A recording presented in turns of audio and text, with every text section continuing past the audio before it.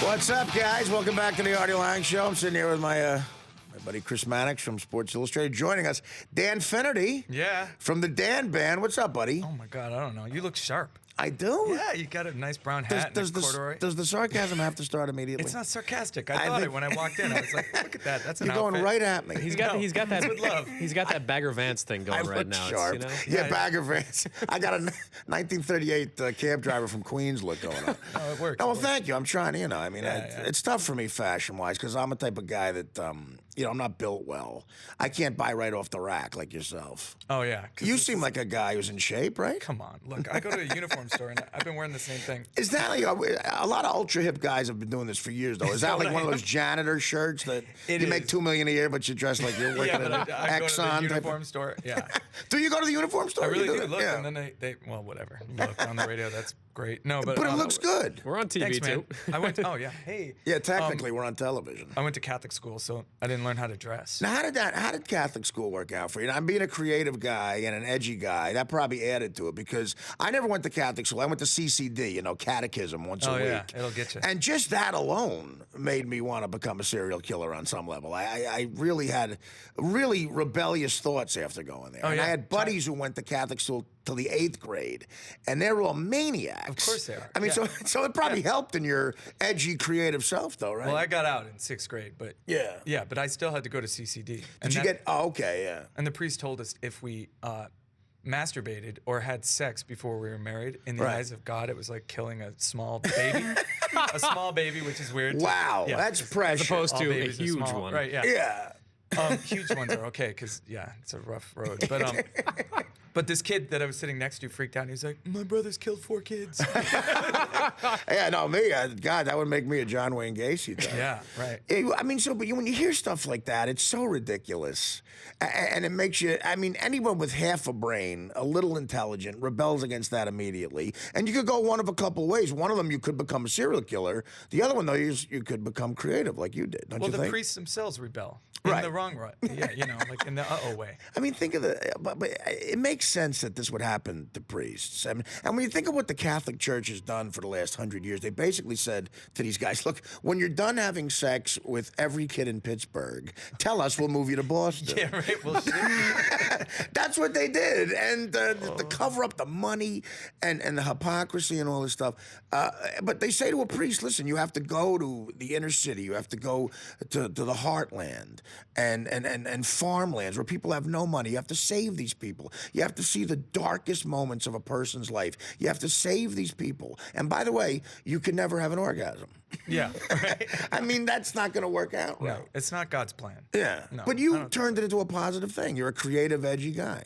Yeah, I turned it into a girl song show where I sing girl songs. But you get a lot of broads probably, right? Oh, yeah, come on. Yeah, I'm sure you do. Well, no, I'm married now. Oh, I'm married, so, that was a whatever. bad Back in the move. I day. know, back in the day. Back in the day. I got my one broad. You didn't get anything on the side? Well, no, I don't. I was going to... The greatest rock and roll line I heard when I was on the Howard Stern show, we had Roger Daltrey on. This was like about 10 years ago, and Howard saw that Daltrey was married since the late 60s. He had been married. Yeah. And Howard said to him, how does that work out with your wife? And Daltrey said, well, in about 1971, Howard, I sat her down and I said, listen, let me explain something to you. I'm the lead singer of The Who. So we need to have an agreement. Right, and right. it seems like they're fine with it. Yeah, they're still But can you going. get away with that? Are you rock and roll enough to get away with that? No, I sing cover songs, man. We're like middle-aged guys singing women's cover songs. But still, it's cool. Well, you got an original take on it. You curse during them. Yeah. But it's real funny. Yeah, thanks, man. Yeah, I mean, I saw it. It's real funny. Yeah, the live show is great. Listen. I'm in old school with you. I know. We're in the same movie. We're in the same movie. I just met you now. When I first saw that and your scene, and you first start, cursing, is that a Total Eclipse of the Heart? Is that the song about? Okay. Now, again, on paper, you go, guy cursing during popular songs, whatever, blah, blah.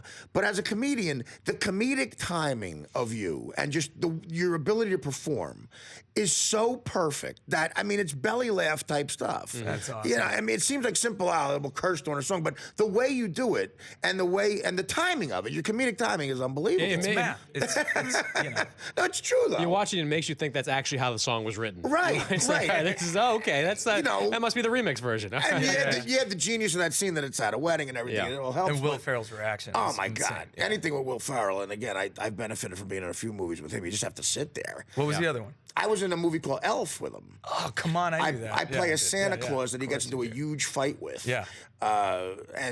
Again, the whole scene is improv. I'm just sitting there with a kid on my lap as Santa Claus, and he just comes up and they say, "Listen, you guys just make up lines." And I'm sitting there, and he comes out to me and he goes, "You're not Santa. You sit on a throne of lies. You smell like meat and cheese." And then we start punching each other, and everyone comes up to me and goes, "God, you're so funny in that scene." And all I did was sit there. Will Ferrell was being funny. Oh, yeah. But do we have that total eclipse of the heart? I guess we have it bleeped. I play some of this. I love this show. Every now and then I get a little bit low. It's funny already. Never coming round. Turn around. Every now and then I get a little bit tired of listening to the sound of my tears. Turn around. Every now and then I get a little bit nervous that the best of all the years have gone by. Turn around. Every now and then I get a little bit terrified. I see the fucking look in your eyes. Yeah! Come on. Never gets old. No, it doesn't. It kicked in. That's great. I know. Listen, that's cool. Can I ask? What I mean, this is probably a stupid question. What was the genesis of that? Did they ask you to do it like that, or did you? Is that something? Chris, you I had think before? that's a smart question. On the contrary, It's a great question. Thanks. I feel like sometimes I ask questions that people know because I don't understand any of this No, I industry. mean, I'm a sports honestly, guy. yeah, how did Yeah. that start? I mean, yeah, it's true. I literally just started doing this show as a joke, like drunk at karaoke, and then I would just swear because, like I said, I was an Right. altar boy. My parents were like Republican. My mom was head of Republican women. My dad was a judge. She was the head of Republican For women. couple months. No, I think it was like Oh my 2 years God. in New York State, upstate New York. So Really? yeah.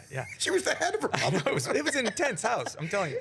But she's seen the light. I've crossed her over. You know, but anyway. Good for you. Yeah. But I just started swearing the minute they dropped me off of college. I mean, because I couldn't even say hybrid. You to just swear go word. nuts, right? You start a having cautionary. sex with the central vacuum unit, you're going crazy. Oh, if there had been one, I was doing like the Rochester mail shoot. You know those things. It's rough. That could be difficult. Yeah, it's a thin slot. We got to take a break. We'll get back. You can hang out for a little while, right? Yeah. Yeah, we got to take another break. These commercials are crazy, but we'll come back with Dan Finnerty from the Dan Band right after this on I love myself. the Artie Lange Show.